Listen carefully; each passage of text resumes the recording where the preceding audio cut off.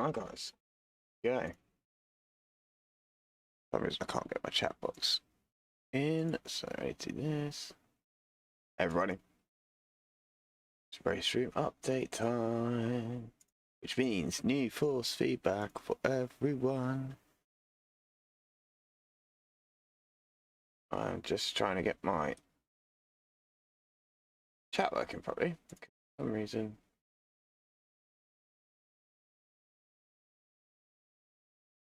It's not. There we go. We're in.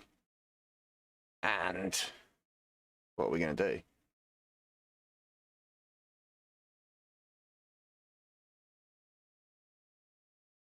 Looks like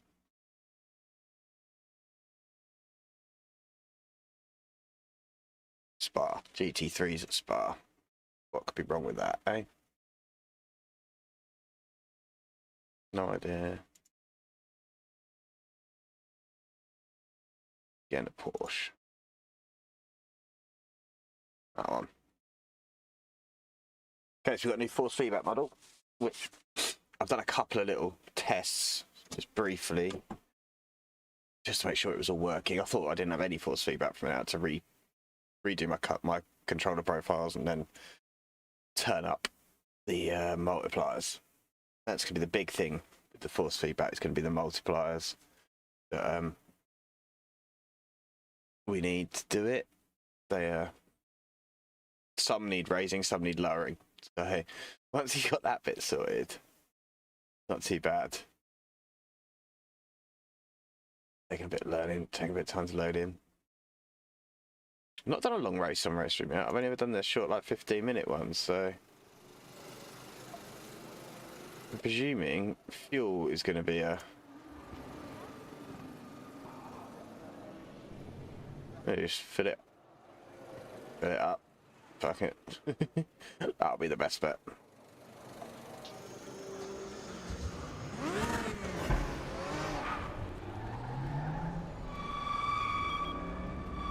How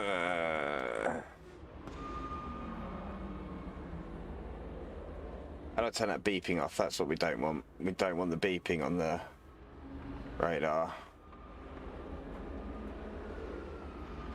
Okay. Hey, we're in. Now I have set this up so I've got about the right level of force feedback on this one. Sounds good as well.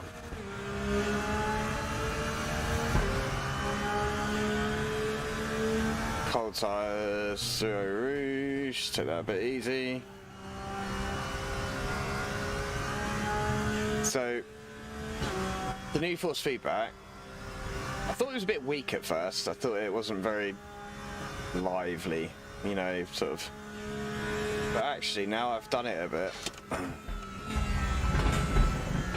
you can really feel the difference, and it's much better. Some of the canned effects are gone. There's not as much rumble over the curbs and things like that, but that's not the end of the world. Because to be honest, I turn them effects off quite a bit in other sims anyway, so I'm not too worried about having them. Like, if they're not bouncing the tyre around that much, I don't really want to feel them.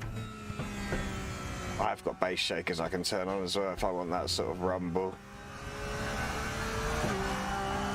I don't got one, so what you can feel is the dips and dives in the car, like, it really does work quite well.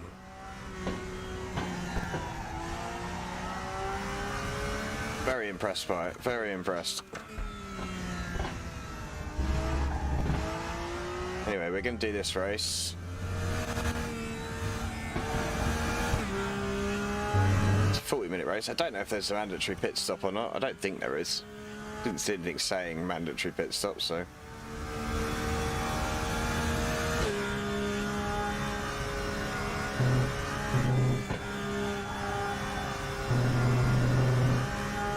I'll try and, what I'll have to do is put my,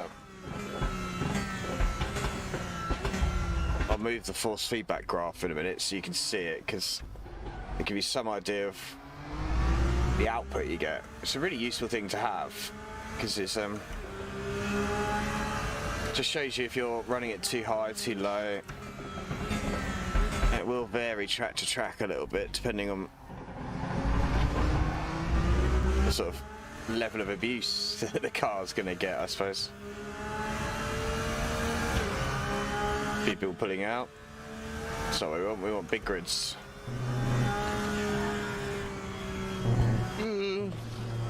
Need to make sure I've got my wheel rotation set at the right one. It's my wheel software. You have to set them all individually. Alright. I haven't, so I need to go down to 486. 486.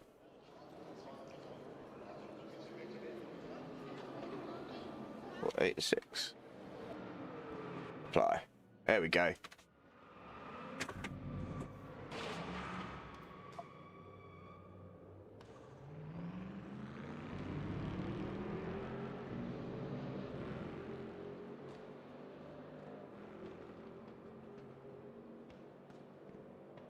Let's see how we do.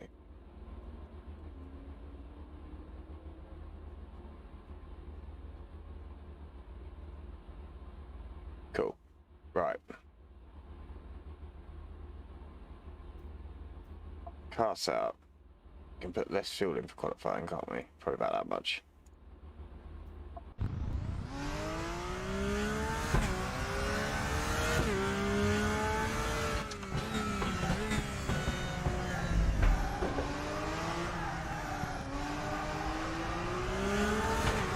We're going to need about 20 laps of fuel for the actual race, I'd imagine. 40 minutes. 2 minutes a lap. Well, it's well over 2 minutes a lap. But if we go with that, we've got plenty then, haven't we?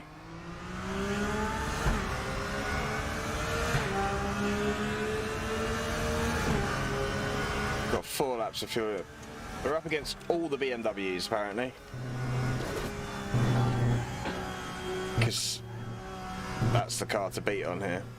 But like there, you can feel the car like dip in at the front and skip round. It's really weird to explain, but it's really good.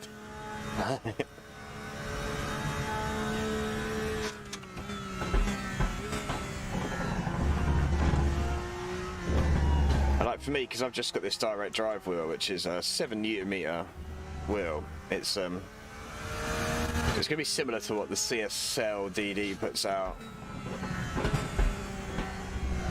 I love it. I think it's brilliant. But I noticed earlier when I just did my setting up, I could feel, I'd run over the gravel and I could feel the gravel grains on the tyre. That's really good. Not much else to say about it, it was really good.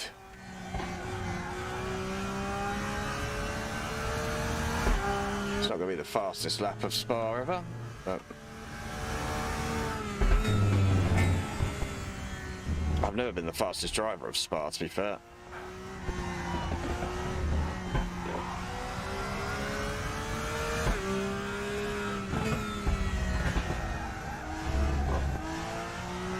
Or it.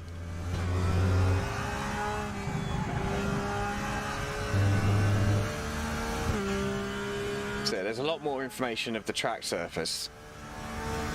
Bumps. I noticed the other day, like, I hit a big bump and you could feel it, you could feel the tyres lose contact with the road.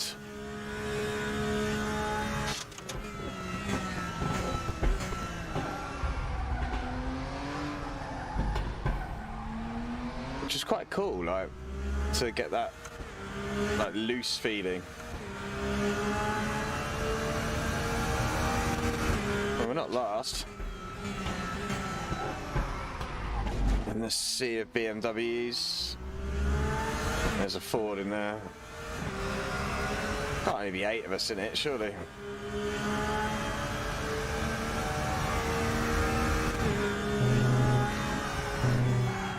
Should lift it in 5th. Yeah, let's balls that lap up.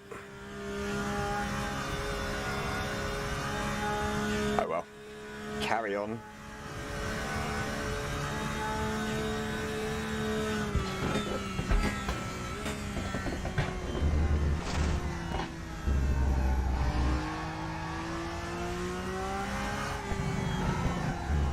Let's bring that graph up for you.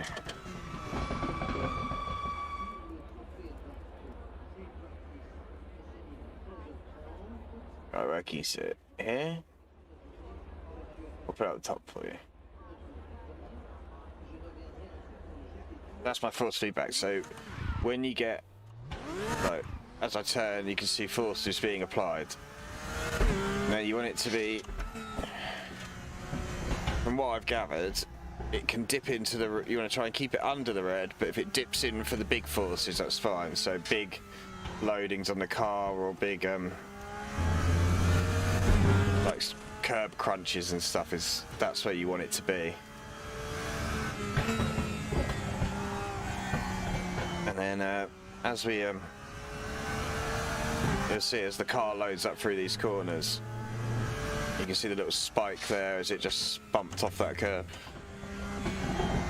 And it's just a case of playing with the force feedback settings until you're under that line and spiking into it occasionally. Once you go over that, if you get any flat like red bits over the line, that's where you're clipping past the point of being able to feel what the car's doing, which we don't want. We don't want clipping because that we lose any detail in the force feedback. Then you still get the weight and stuff, but it can't add any more forces to dictate like bumps or loss of control or stuff like that. So like through there, I'm getting a little bit. That's going to be don't invalidate next lap. People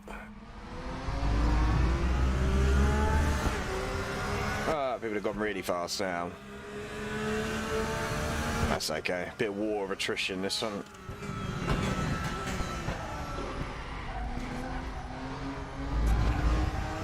Oh mate.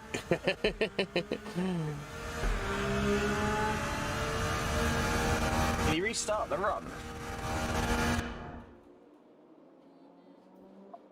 That void out my last lap?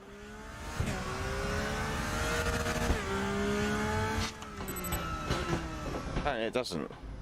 Didn't know that.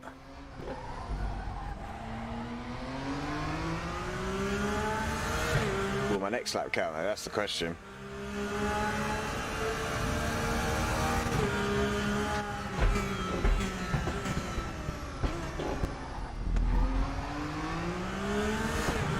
Here we go then. Let's try and get a decent lap of sparring in Raceroom. Raceroom's probably not. Yes, mate. Simplicity. Is it SWC 7 Plus or whatever way around they label all the things? I really enjoy it. It's really good. I've only had it about 2 weeks, I think, and come from a CSL Elite to this, and it's a definite improvement, even if it's putting out similar sort of power levels.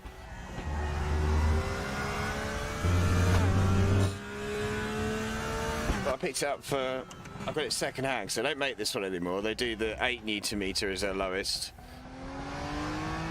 and it's it was like 400 quid for the wheelbase, the GT wheel rim, the quick release system, and an extension plate on the drive shaft. So pretty decent value, really.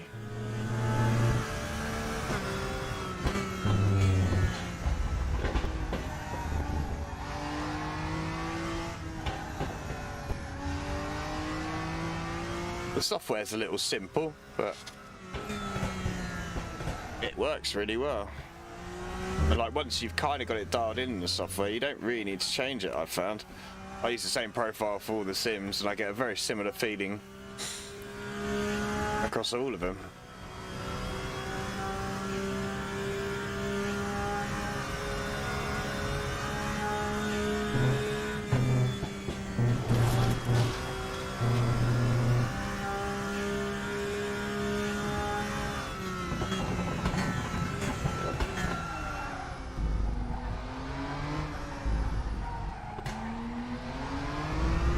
looking at getting one, then is it Ravy?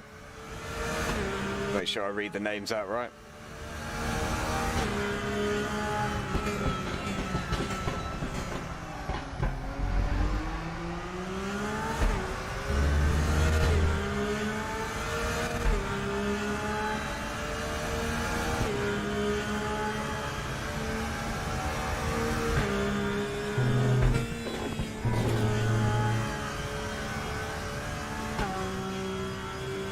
This one is Otterhud.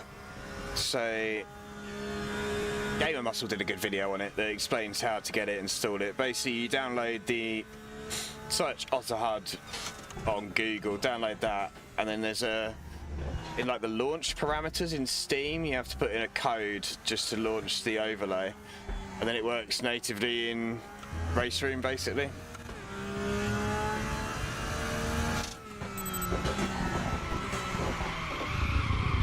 Hey. It's a good little system actually. I use it mainly because I like to have like, I didn't really get on with the Raceroom's own UI, like its overlays and bits and pieces. I just saw that someone was running something different and I found out what it was. But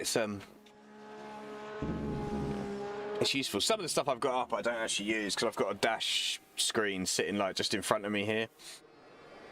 Well, a little tablet screen. No idea how much fuel I need. 20 laps I think would be plenty. 21.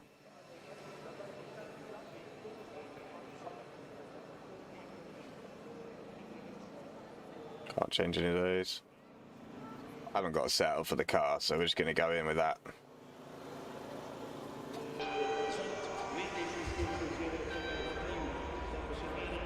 It's excellent, isn't it? Like, when I said a bit earlier in the stream, like when I first turned it on, just went straight in. I was like, right, I'll see what the base settings on what I've got set up are like. And I had no force feedback at all. I was like, oh no. So I had to reset my controller profile and then put it back, and then it's absolutely fine. And then just play with the force feedback multipliers a lot, because some cars are really heavy and some cars are really light. But once I got that sorted, it's so much better. Like, you do miss a little bit of the bumps and scrapes and stuff that you used to get, but once you realise why it's not doing it and what you are feeling, fantastic system.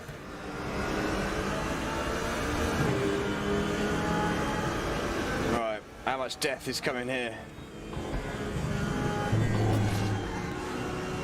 Oh, we're a bit slow. Cold tyres.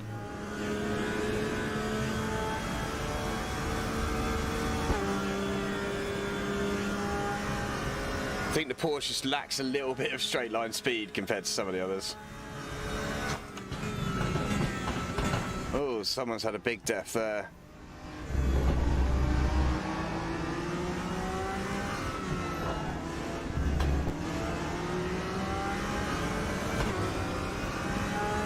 I haven't actually turned the gear change thing on. You still feel it occasionally, like when you're turning and stuff, you can feel it kick in the car. But, I think you can turn it up more, can't you?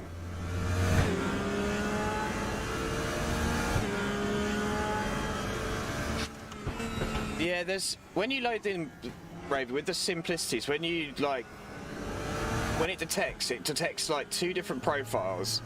One of them just turns completely right, like it'll pull right no matter what you do. But the other profile works fine, which I think once you download the drivers from the Simplicity website for the Raceroom and presets, one of them works, one of them doesn't. But I can't remember what one round it is. I think the one with the plus is the one that works for my one anyway. They'll probably be different across all the other wheelbases, but.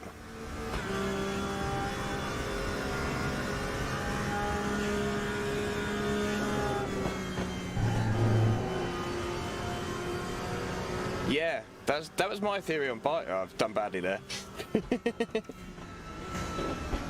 That was kind of my theory on buying it. I asked a few questions on Facebook in like the owners group, and someone was like, "Oh, I'm selling the 7-meter one. I'm giving up sim racing." And he only lived about 45-minute drive from my house, so I was like, "All right." So I sold my CSL Elite that I had for 320 quid, and I bought this for 400, including the wheel rim and stuff, like I said a bit earlier. So it was kind of like 7 meters is going to be right. It's bang in the middle of the CSL sort of range, isn't it? Without the 3-month wait and having to stay in the Fanatec ecosystem, which, while I think all their products are very good, the stuff I've used, I like the ability to just get things from anywhere and it work without having to use podium hubs and emulators and stuff.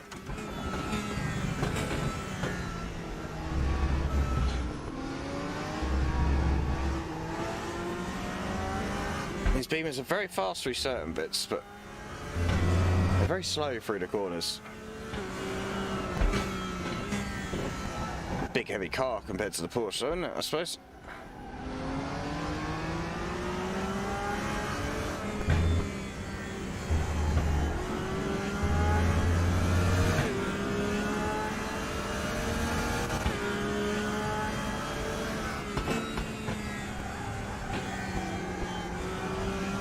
Lag spikes in some of the cars. Don't know if that's me or them.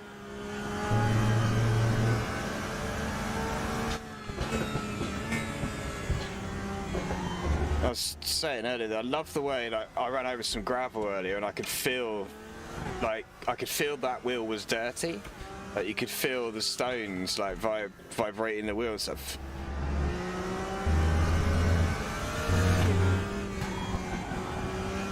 But yeah. Brilliant job with it. They've done a brilliant job with it. Brings it up level with, for me, with iRacing and ACC, they had probably a really good feel. Maybe even better, to be honest. Like, that might be because I enjoy this sim a lot, so I might be a little bit biased.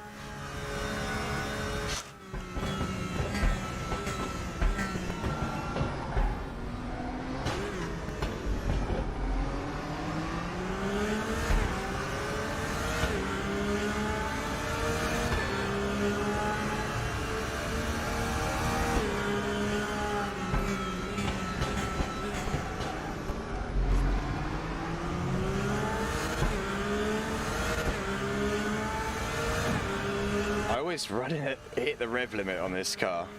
I really should try not to.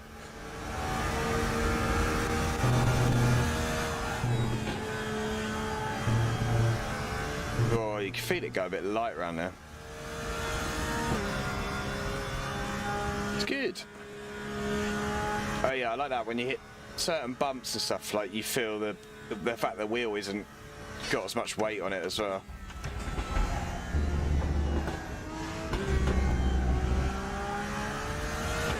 All I really need to do is learn how to set the tyres so they actually get warm.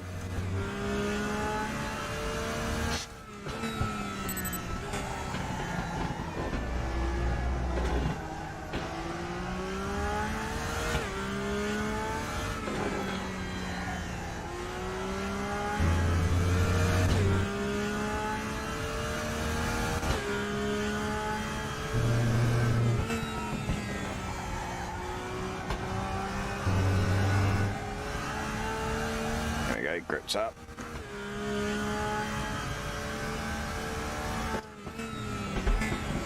Seat always does that.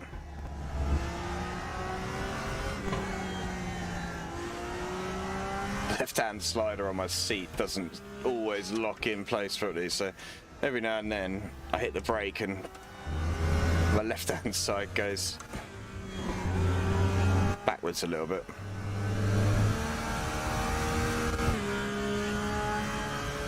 Hopefully we're just going to keep making places up through people crashing, and we're not going to crash. That's the plan.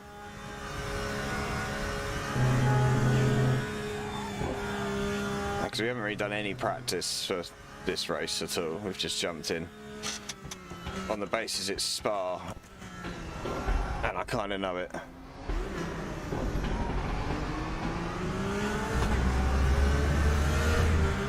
it was a good one to probably test actually, because I've driven quite a few laps on other games, on well, other sims and Spa.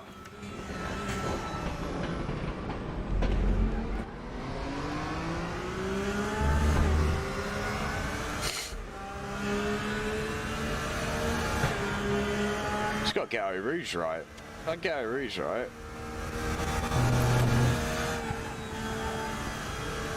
I'm happy to lift to get the front end stick, which is costing me time.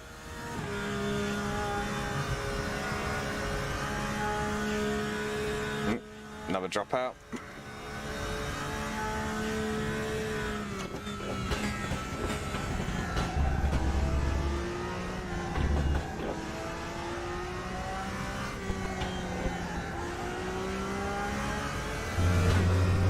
Right, we're gaining on these guys because they're fighting, so let's not waste this opportunity.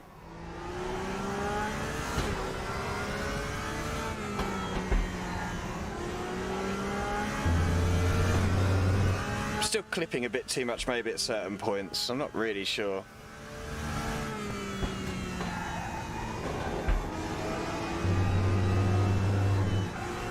Still feels very good, so I'm guessing it's alright.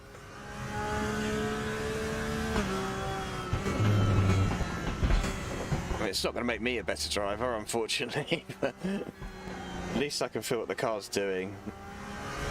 Although you could with the old one, really, like...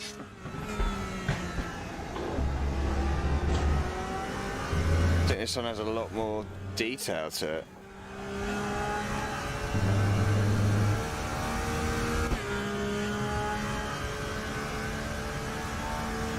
Right, 1.4 seconds behind. We need to get up to these guys.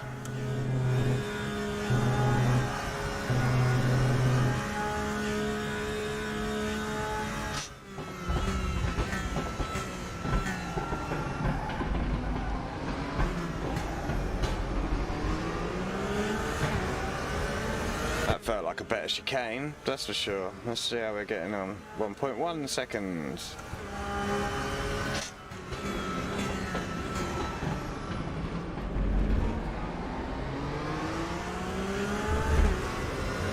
Don't know what happened there. Did he have a slow down or something?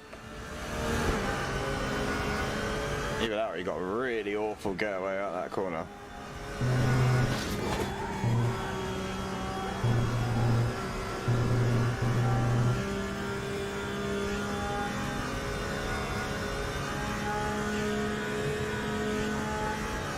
Yeah, I don't know what. I actually don't know what make it is.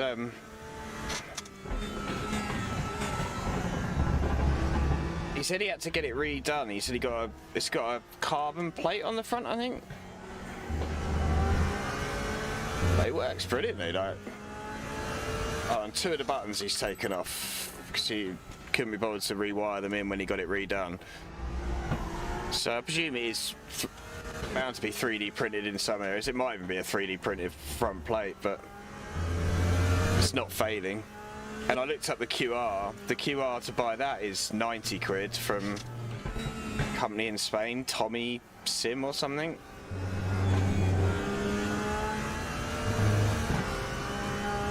Something like that. So I need to get another one because I've got another wheel I want to put on it. Hey.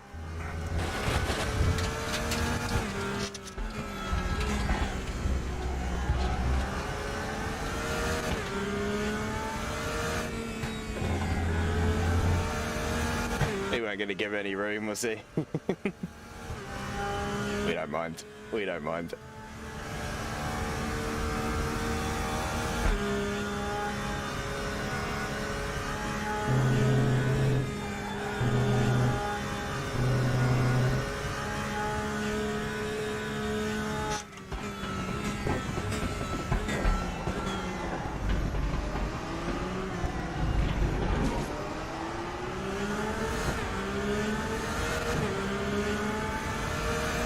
A bit of rip wiring. I've built a button box with like the rotary encoders and bits and pieces like that, but I haven't I've not done a wheel. I could do it, it wouldn't be too hard. I just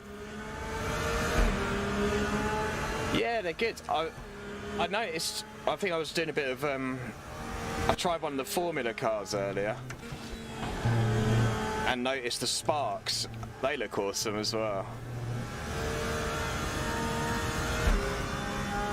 I think it was the Formula Raceroom 90 or whatever it is.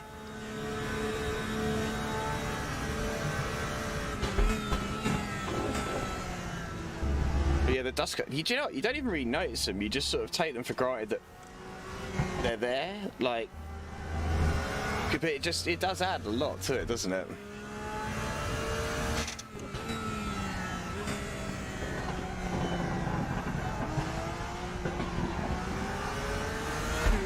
There's so much potential on this platform. I know it's been around for ages, but they seem to be a real push of development at the moment, and it seems that people are getting behind that, which is really good. Like,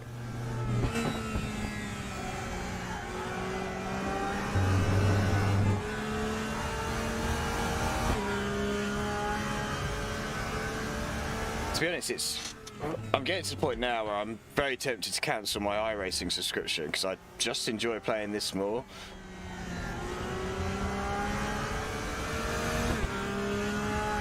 I have to wait for a straight bit to read that one, I think. Ugh.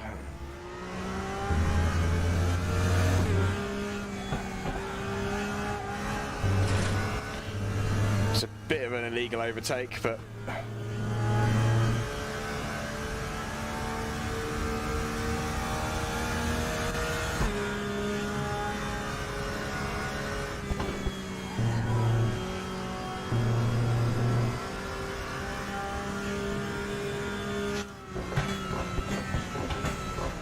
from what I've seen of them, they look good though. Like, I can imagine they're a right pain to model because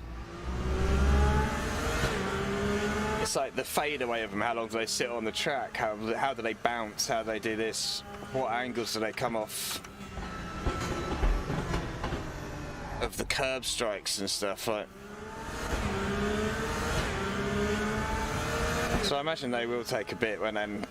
But like, anything they add is good in my opinion.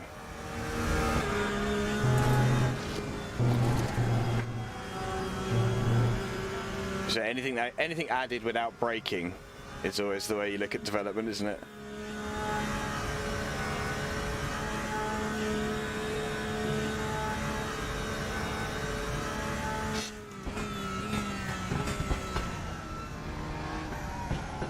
Bentley's giving me a run for my money here.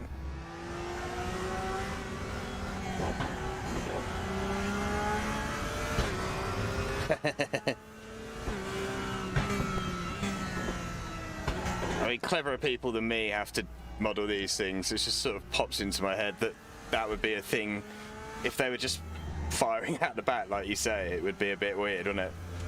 It's better if you're going to have them right, or just don't put them in.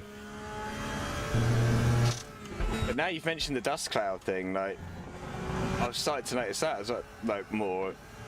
That adds a nice level of detail because you, like I say, it felt natural to the point where I didn't really notice it. But it's very good.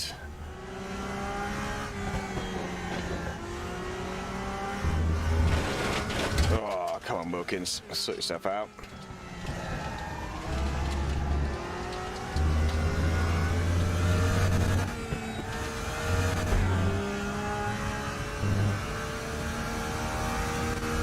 Technically, I've made up a few places, but mainly because people keep dropping out. Like, gone from 20 to 16 of us now.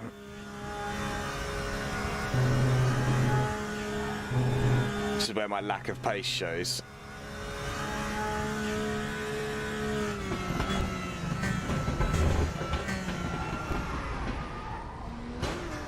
Then again, I always know I'm not going to do well on GT3 at Spa. It's not a combination that I'm good at.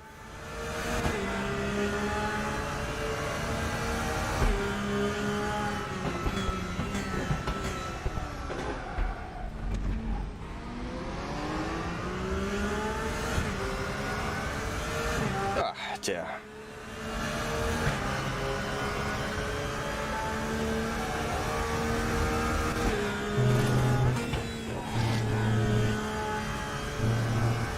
always gets me, Raceroom. People always are saying, oh, it's got no day and night transition and no weather. Like, day-night I'd quite like, because I like that sort of get dark thing. But when you actually look at the weather, people run it like once offline, and that's it. It's like everyone wants like iRacing to have rain, and you know full well that none of them can bloody drive when it's dry. And it'd be the same on every sim. No one can drive when it's dry, and if you put a wet server up on anything like ACC, no one joins it because they don't enjoy it.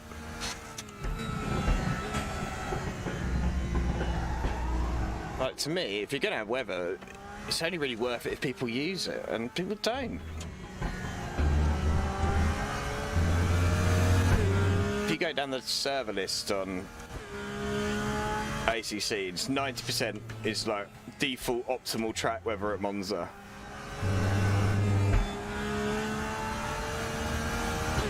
It is eye candy, and it's great. It's great fun for hooning around on your own and having a laugh and seeing what it looks like, but people don't actually use it.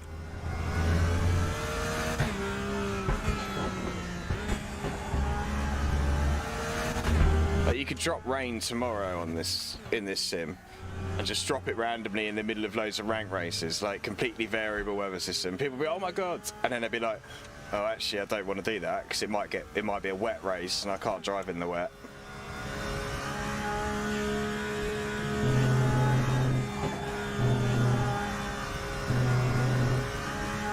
Yeah.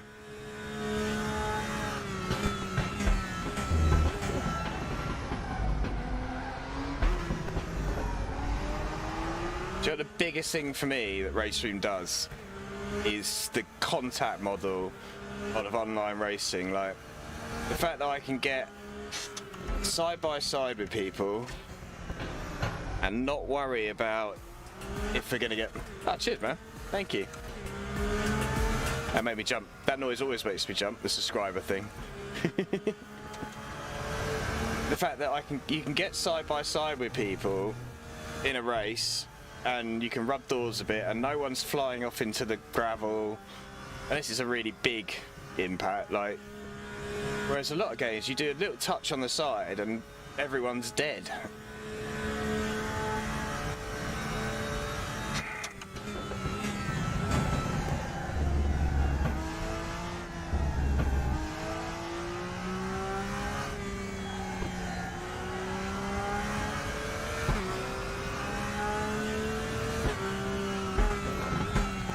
Is that the limit of cars you can have online? Is it 36? I presume it starts playing a bit of havoc with the code after that. That's good though, like 36 is plenty, isn't it? On some tracks it'll feel less crowded than others, but you put 36 on Brands Hatch Indy, that's carnage. Great fun. I think I was in a server the other day when it was like Dave Cam's server, when it was like 28 cars, all of the BMW 325i things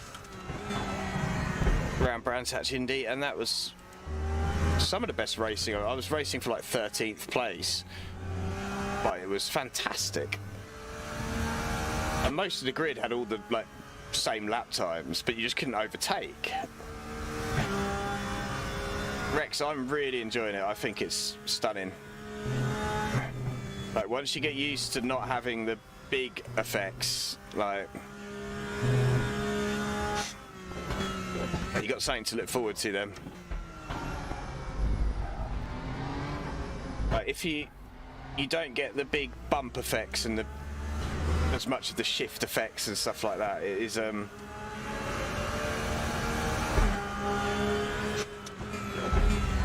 it's a lot more natural, if that makes sense.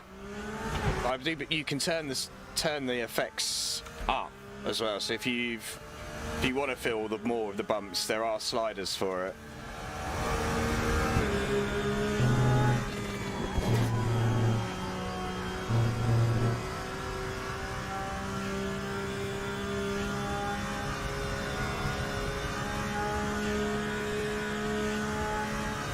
Yeah, driver swap would be if you had driver swap and night-day transition, that would be my two things, because endurance races would be fantastic.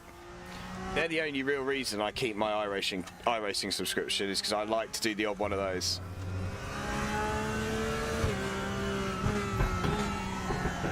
And I've probably got about 3 friends that are the same. And I know we could do it on ACC, but the biggest problem with that is ACC. It's kind of a not half-assed implementation, but it's an annoying implementation. Like, the first driver has to join the server first, otherwise the whole thing like dies. And then the person in the car has to set the setup for tire pressure and stuff whilst driving, and it's just like. Whereas iRacing, it's just, you just push go, and everyone can join in when they want. And it's just not it's not an issue. So if you're going to do it more like, if they were going to do it more like iRacing than ACC.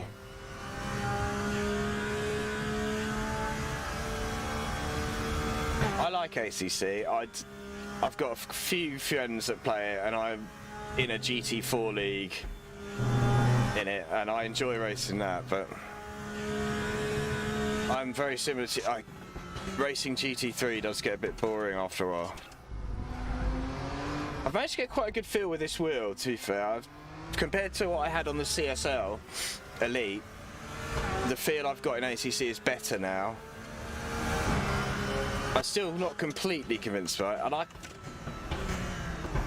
I'm not fast in it, but then again, I'm not really fast in any sim. I'm alright in touring cars. Touring cars are my fastest, I suppose, relative to everyone else, but...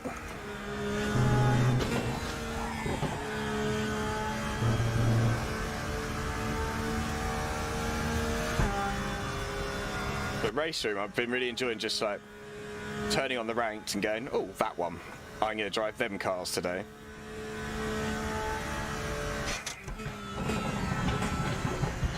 And the variety you get, I like that.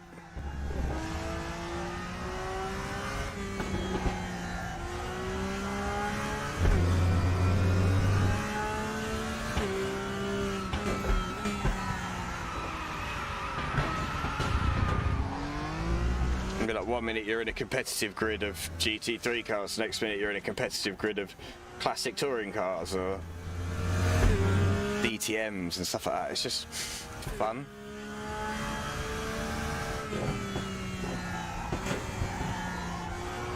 Not really paying attention here. Let's try and get...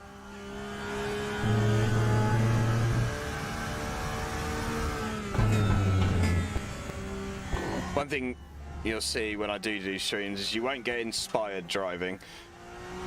Hopefully a half-decent conversation.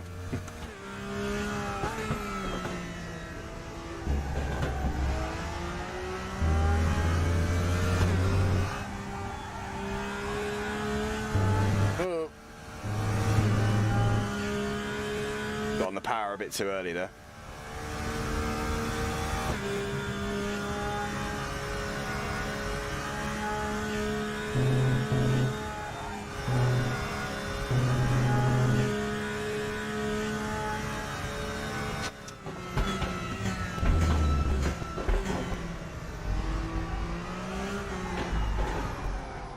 Keep forgetting just how late I can brake in this. To be fair, if it wasn't for ranked, I probably wouldn't have stuck around as long as I have. I like that. Not that I am particularly competitive with my rank. I like it if it goes up, it's great. But I like the fact that there's a bit on the line. It does seem to make people think about what they're doing a little bit more.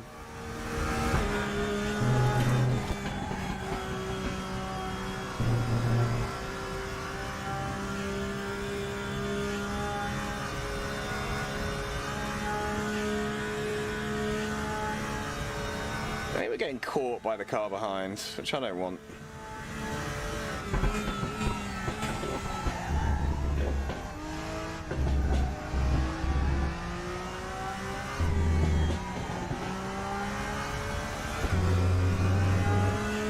let's try it.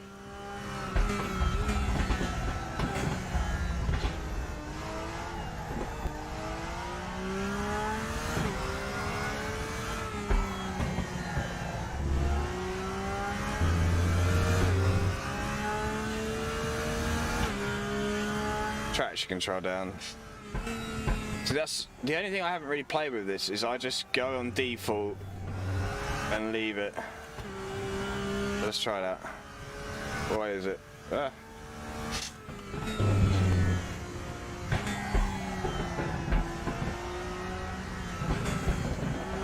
Ah. I am adjusting brake bias, not traction control. Can't remember that was on. It's normally about 56 in these cars. So did I put traction control on this one?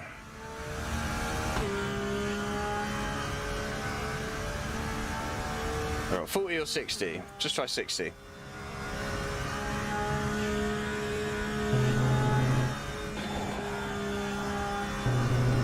Setting 4. That's setting 5, so... I mapped it to my wheel just because I had some sort of time to waste, but I normally have it on my button box. Have I got a pit? I feel like I've got a pit. I haven't set up any pit stops.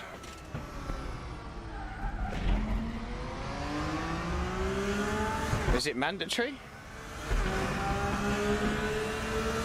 I didn't see anything saying mandatory.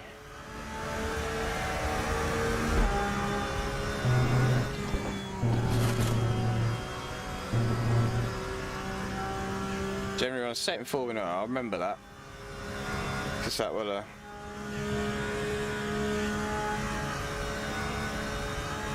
definitely help.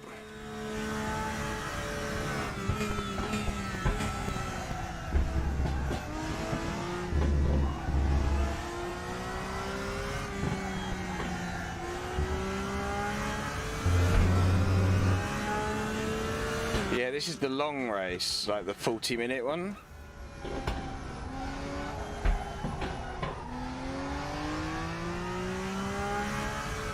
I'm just seeing people pitting and wondering if I'm supposed to be doing that. And they've been in there bloody ages, so maybe.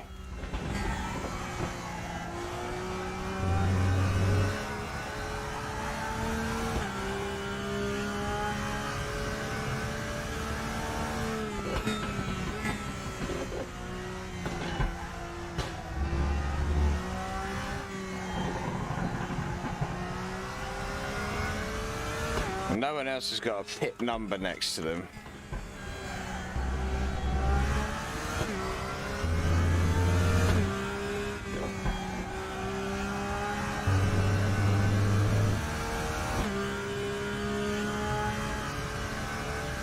So many people have given up as well.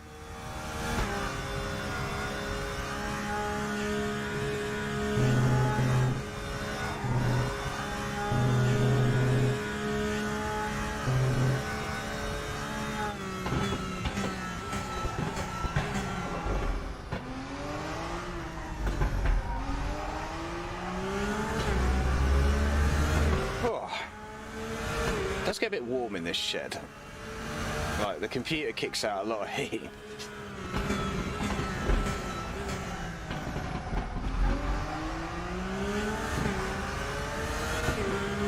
Cheers, man.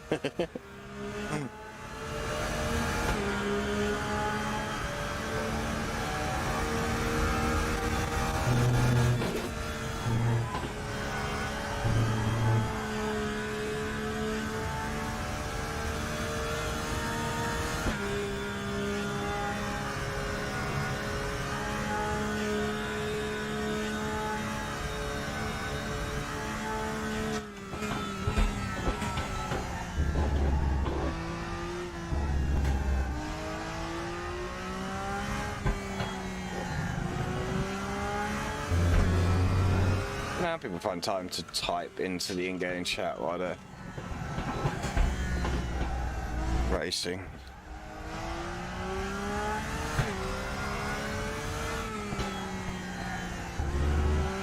I tried to do that, I'd just crash. No mandatory stop, cool. Just people having issues then. Oh, he's in the pit again, so this is like his second stop.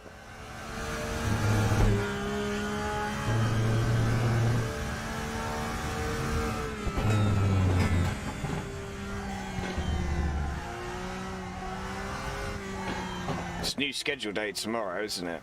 Thursdays, we normally get... Is it Thursday tomorrow? Yeah, Thursday. So we normally get a new schedule Thursdays. That should be cool.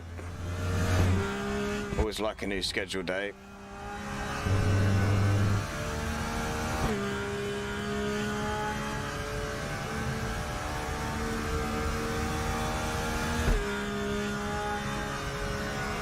Kind of driving on our own really here, aren't we?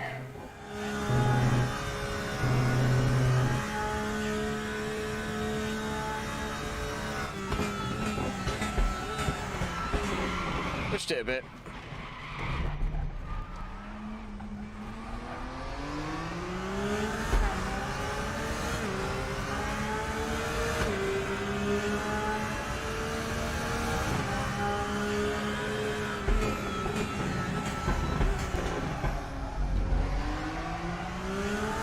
The one thing the other thing I find with the simplicity is I have to map the rotation for every car in the driver software for the wheel. Is that normal, or is that just me being an idiot and not turning on the right setting somewhere? I'm sure there is a setting, I've just probably not seen it. So you just have the Fanatec software set to auto and it would adjust, but I don't know if the game does that for you or not. It's not the end of the world, it's just every now and then you forget, don't you?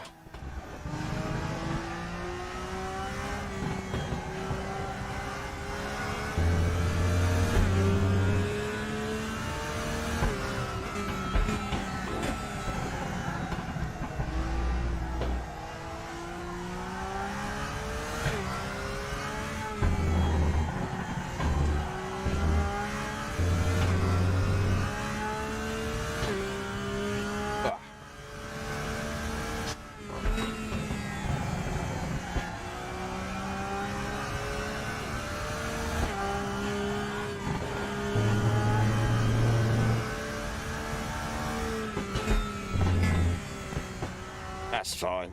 Like I say, it's hardly the biggest hardship, is it? Just click on car setup and go, oh, it's that much. Type it into the rotation box. I presumed it was something to do with that rather than the game, but like I say, their software is very simple. There's not much to it, like options wise. Not like some of them where you see like all the sliders in the world.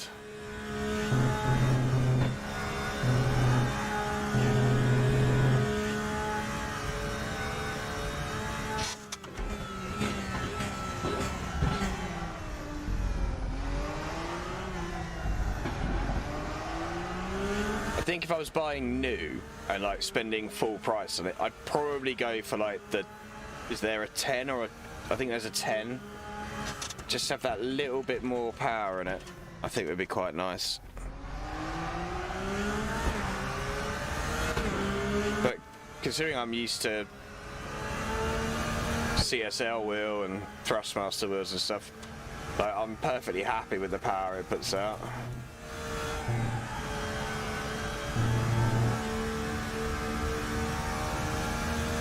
I have no need to change it for a while, put it that way.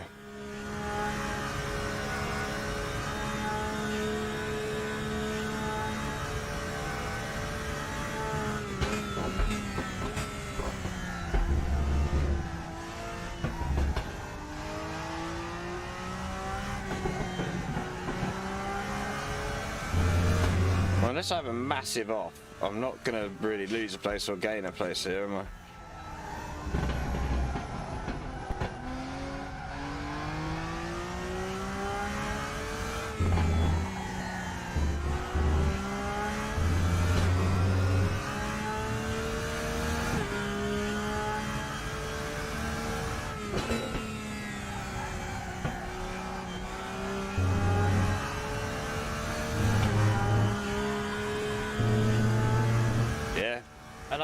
it feels nice.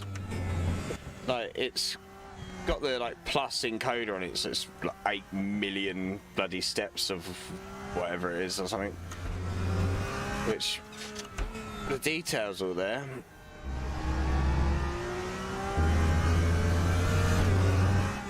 I don't need it to wrench my arms off. I've quite often always turned force feedback down on every wheel I've had, I think. I run this one at full on the drivers, and then it's about 85 in sim.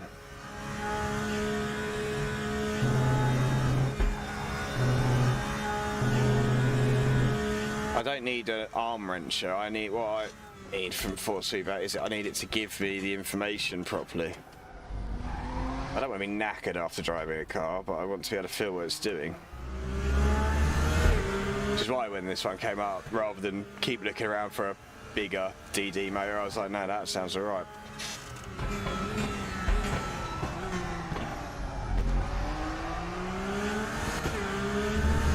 Last lap, I'm quite far behind, so I'll probably end up having to do another lap.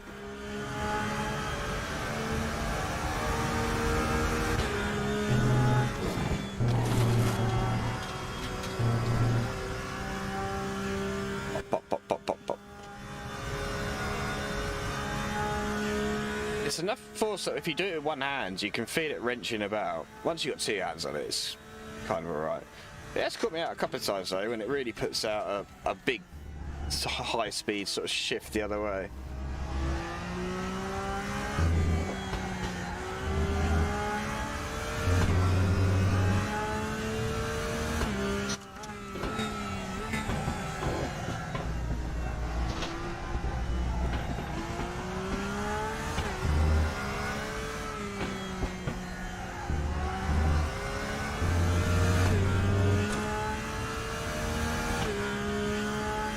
I'm sure I'll fiddle around with the force feed a bit more, but it's pretty well dialed in out the box, to be honest. Apart from setting the multiplier of the cars,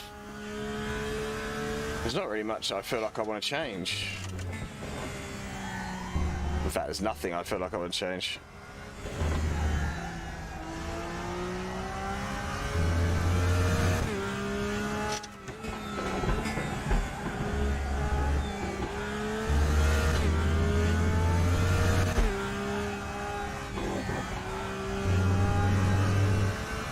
Which I think is high praise, really, isn't it?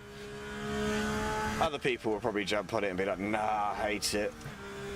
It's awful. I saw someone on Twitch actually complaining about it earlier because the curbs weren't making his wheel vibrate all over the place. And I was like, I just wouldn't want that. I want to know I'm touching them, but I don't want them to be rattling me to death. Yeah.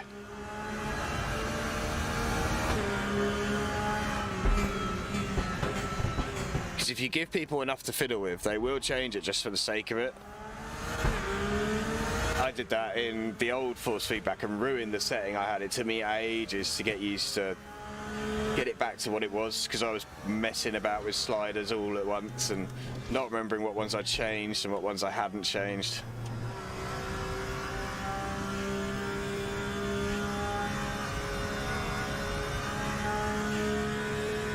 Just want power, up or down. Obviously, like the minimum force and linearity things are quite a good one to have in for. I used to have to adjust those when I had my TMX or T150. I know they're the same wheel, so.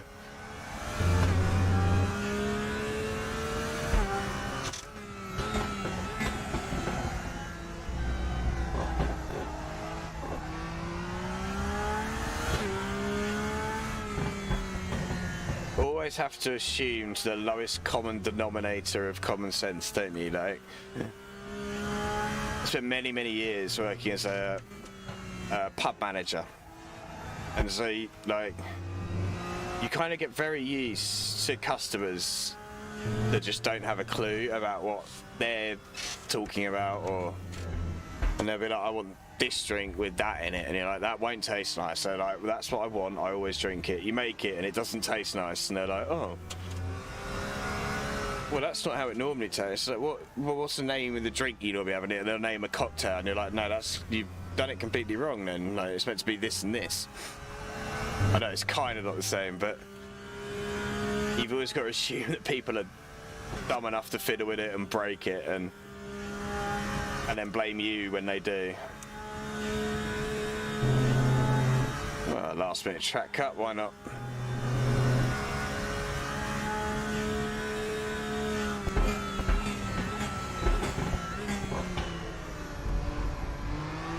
Yeah, basically.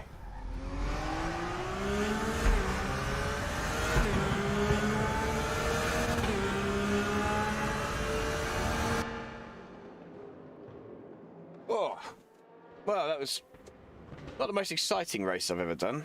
I'm not gonna lie.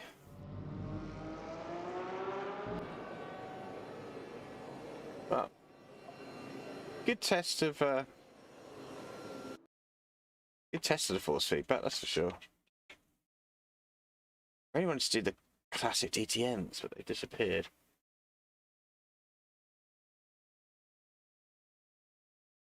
Not like the classics, but like 90 or the 2003 ones, whatever they were. Hungaroring. I hate that track. What's going on in the non-ranked world? Can't drive the Nordschleife, I'm rubbish at that.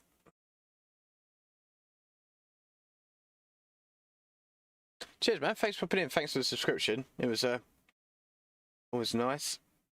I think you put me up to number. You're either number 69 or 70, so you either get nice or the round number. I don't know how quickly the little thing down there updates. But yeah, I've started putting out a few Raceroom videos. I'll be putting out a few more. I've got a few that I want to do. Just haven't had time to film the bloody things. So, yeah, hopefully you'll watch them when they come out. I'm just going to a single player because the multiplayer dies this time of night anyway. Single event. Imola. Good. In.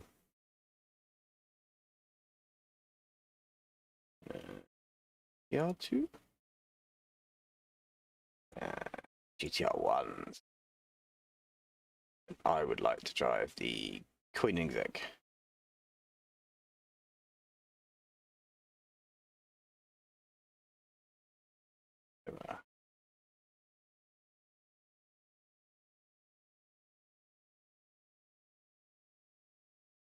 We've had some threes, fours. There we go.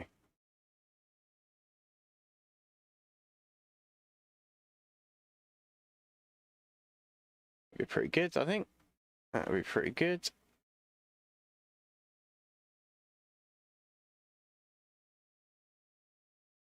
Go race.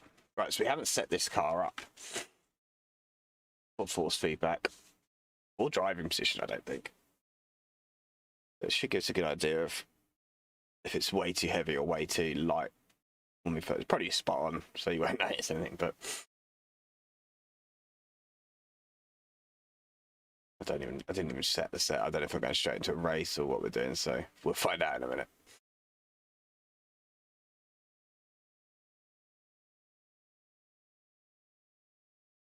When it finishes loading. Loady, loady, loady, loading.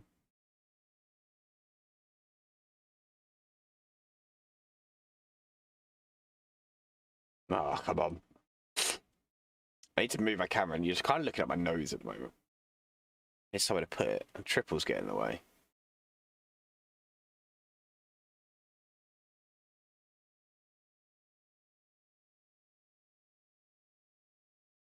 Are we dead? Going on. Ah, there we go. Got to load everything. Oh, we got 2 minutes of qualifying. That gives us a chance to. We're in another car. Right, this will give an idea of what default some force feedback can look like.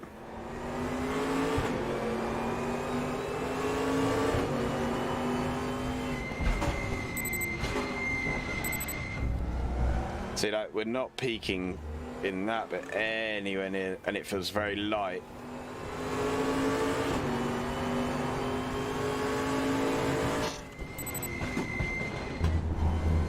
There'll be some peaks around the red where we hit things, but you look at the graph, we're definitely not peaking at the right bit. So I've got a shortcut here, which I'll just keep tapping the force feedback multiplier up a few times.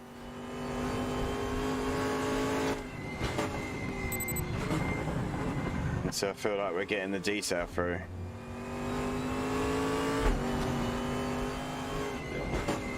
These corners tend to put out a few peaks. There you go. Still feels a bit light, but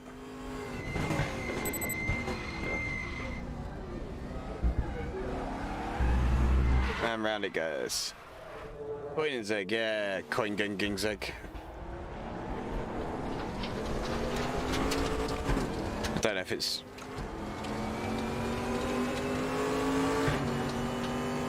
the R34. I like to. I'd love some ranked GT1. No, I'm in single player at the moment, just because there wasn't anything. Like ranked goes dead by about 11 o'clock my time, so which it is now. So you kind of just like don't do any more after that. But, so I thought I'd jump into single player and go in a car that I haven't driven. And it gives me a chance to sort of go over setting up for feedback, but it's very simple. Basically, go with yeah. So hopefully they will. Like, they're a great class of car. They can be difficult, but they're great fun. I'm not a big fan of the rolling starts. Like, obviously these cars would do them, but I think they should be human controlled. But I suppose everyone gets away fairly and cleanly, don't they? So, kind of works. Have to wait till the beginning of the show.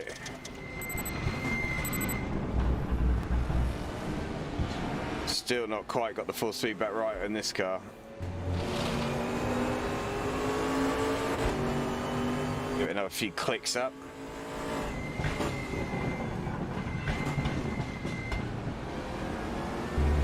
I probably haven't got my wheel rotation set right either, actually.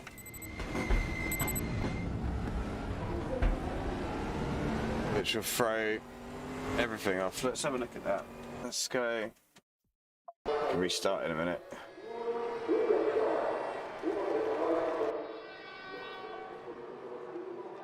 $540, what am I set up at? 486. Yeah, so that needs to go up. The downside to my wheel, I don't know if you called it in chat a minute ago, it was simplicity software doesn't allow like rotation to be controlled by the game, so it's the software.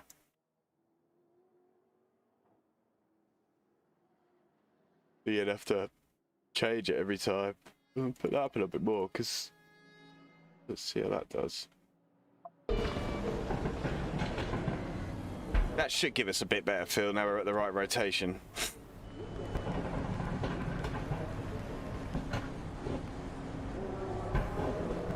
That's a mistake I make quite regularly, it's just not changing it between cars.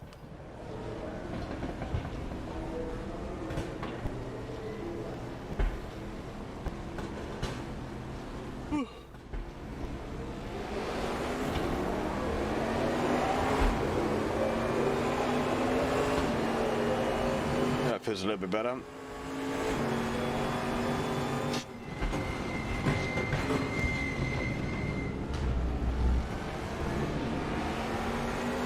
It's still a bit dead, this one. Like, maybe that's just the way the car is, but it's a lot less feel in this one than there was in like the Porsche or some of the other cars I've tried it in.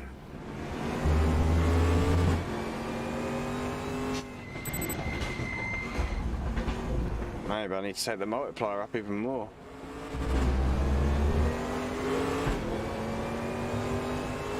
Another 5 clicks on it.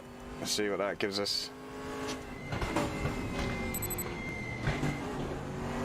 There we getting somewhere. We're getting somewhere.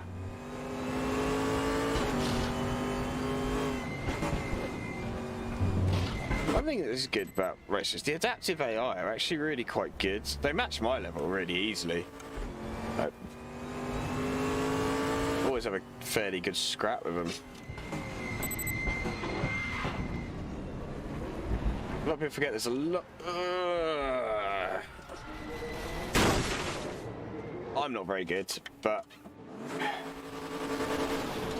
a lot of people out there that play only for AI racing, and something that probably needs mentioning more is that Raceroom has very good AI.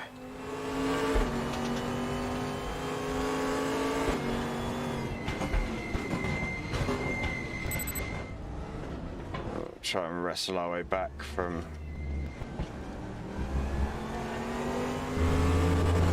back of the middle of the GT3s, 2s. I think I did 3s and 4s, and I can't remember.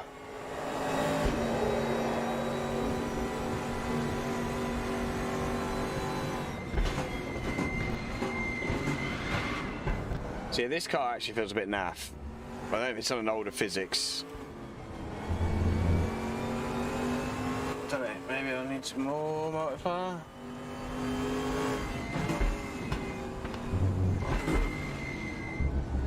There's a bit there, a bit there.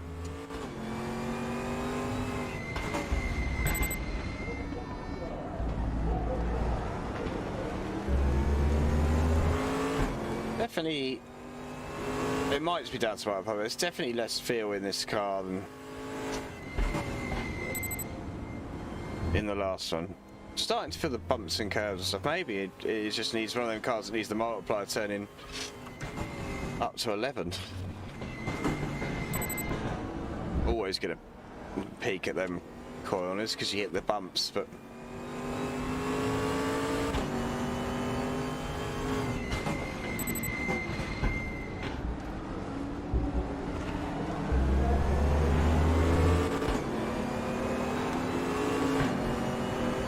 beep beep motherfucker.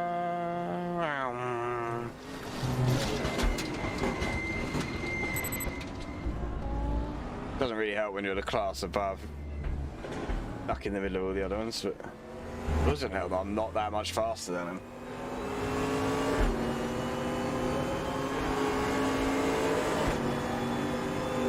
Right, we've gone up more on the multiplier.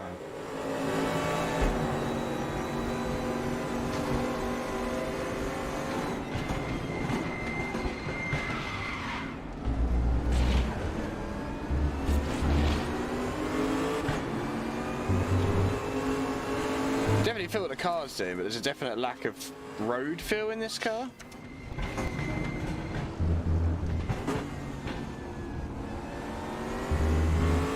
That's why wheelbase has just decided to be not paying attention.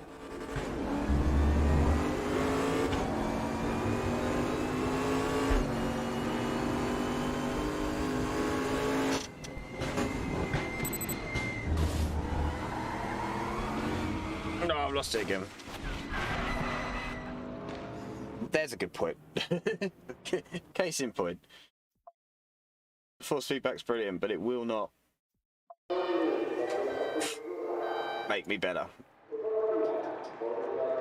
Let's find a car I can drive and drive that.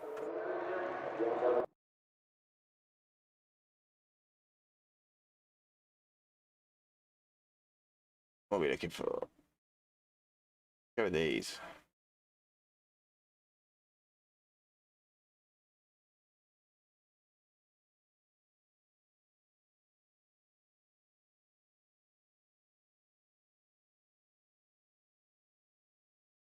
Apply. Just flicking through a few different cars now, really. See what the force feedback's like at the box. Like I said, that Coinen's egg was not brilliant to start with. Like, it didn't really get much, but like the feeling of the car moving about, the bumps and stuff I got, but I didn't get that road feeling that you'd sometimes get.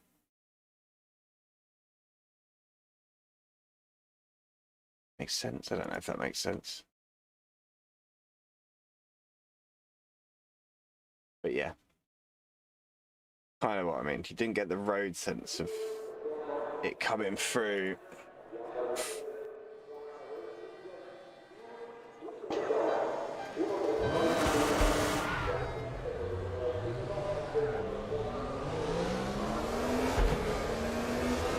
We'll ignore the pit lane speeding thing for now. We're going to get out there and see what this thing's like.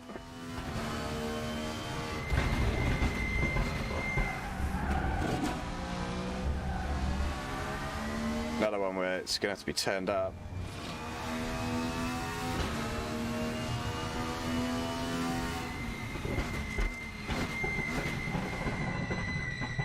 Doesn't pop up what I'm doing though, so 4, 5, 6, 7, 8, 9, 10.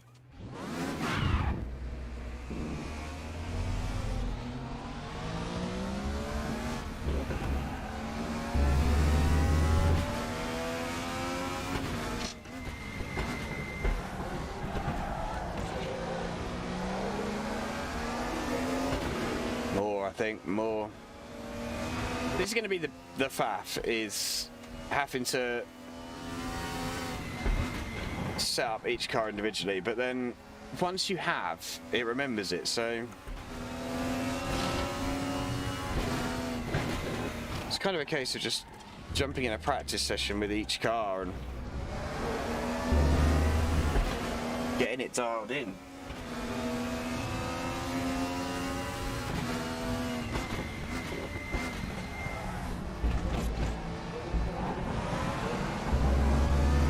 Which I'm alright with. I can deal with that. I need to do more practice for most things anyway, so.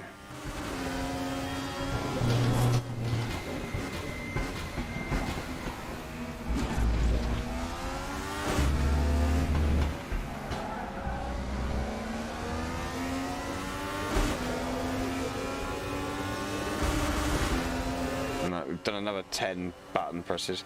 I don't know if the button's still mapped right or not, because I don't know if it's actually making any difference.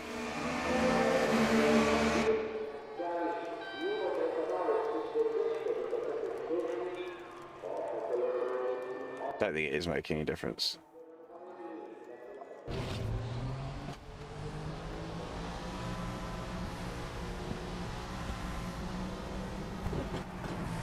Got what we're doing, rolling start. Right, so we've gone from 2 is the default to 2.7. I think because I mapped them buttons to control some replay functions or something, now they don't work as force feedback multiplier.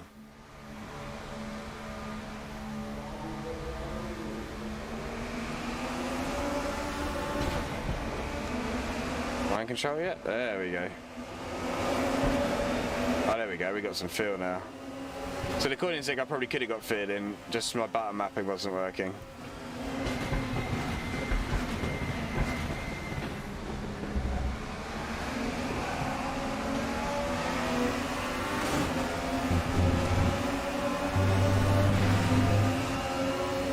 We'll even go a little bit more on this, to be fair.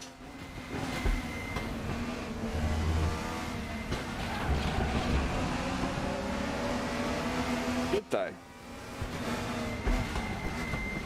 I'll have to see. I'll have to test that. I'll test that coin and zig later to see if it was just me being an idiot with my button mapping, or in fact, can I do it from here?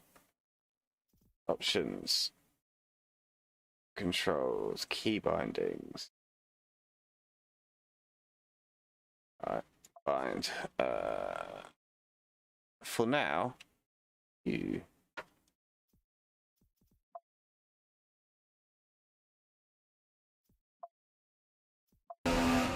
Now I've got a dial for it. Turn it up on the fly.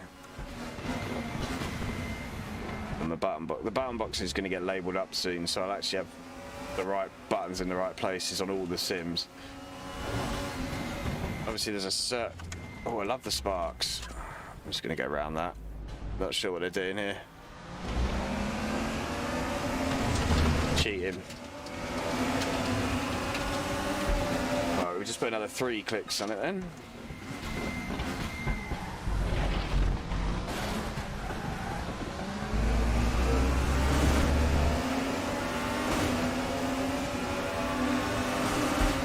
least in theory we did. Oh yeah, we did. Oh.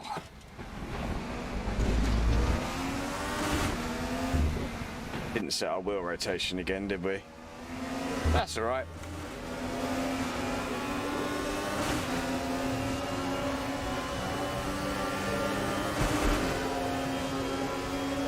So basically, yeah, the process of dialing it in, we'll go over it on my toes.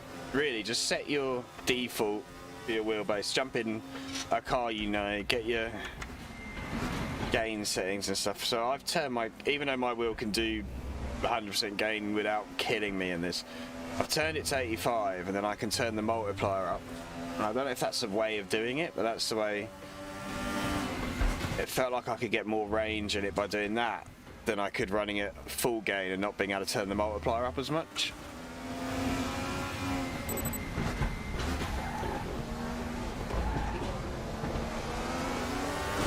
That probably needs to come down a click.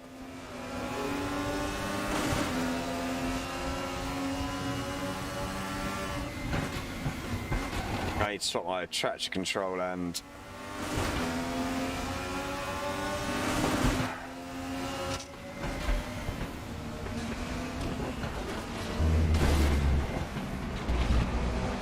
brake bias things around on the wheel.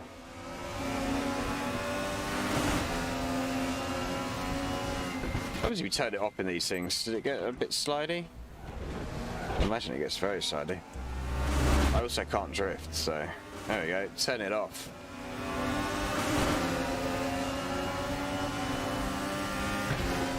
See how out of shape I get with no traction control on.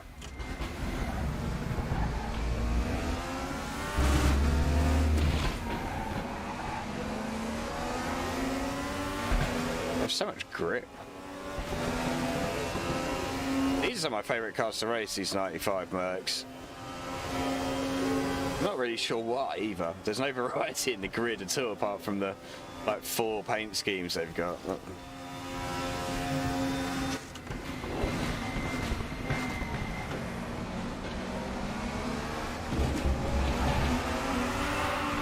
That's what happens. That's what happens when you turn traction control off. Kind of done a few different cars tonight. It's just been nice. It's been interesting just to have a go on it. Fortunately, it's quite late night for me, so we're probably going to go now and call it a night, I think, because it's been a bit of a long one, if I'm being honest. So, yeah, thank you for tuning in. If you've been watching, I appreciate it.